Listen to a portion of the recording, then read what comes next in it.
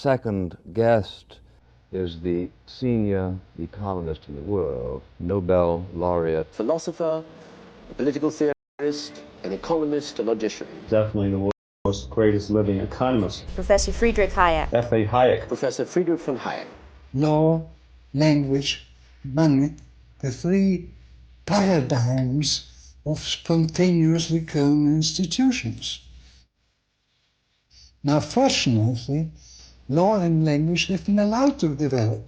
Money has originated in the original form, but as soon as it was there in its most primitive form, it was frozen.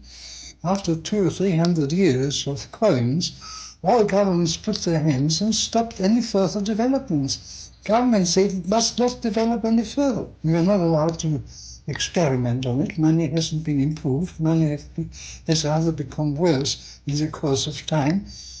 And what we have had since in development are matters of government inventions, mostly wrong, mostly abuses of money. I directed Secretary Connally to suspend temporarily the convertibility of the dollar into gold or other reserve assets. And I have come to the position of asking, has monetary policy ever done any good? I don't think it has. I think it has done only harm, and that's why I am now pleading for what I've called denationalization of money. How do you think that it would work? Would the major banks such as Chase Manhattan issue currencies or gold coins issued, or how would it? Well, the governments can stop people from issuing money.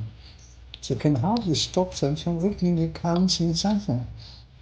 After all, in the modern world, hand-to-hand money, coins and paper is no longer the most important.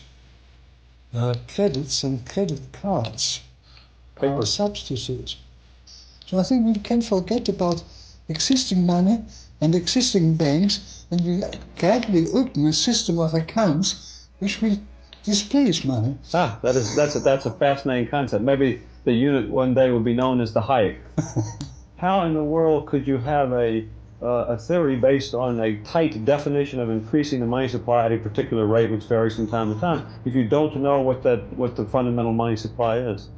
I think the rule ought to be that whatever issues the money must adapt the quantity so that the price level will remain stable.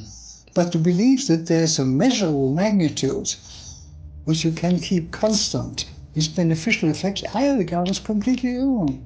I don't believe that we should ever have a good money again before we take the thing out of the hands of government, because we can't take them violently out of the hands of government. All we can do is, by some sly roundabout way, introduce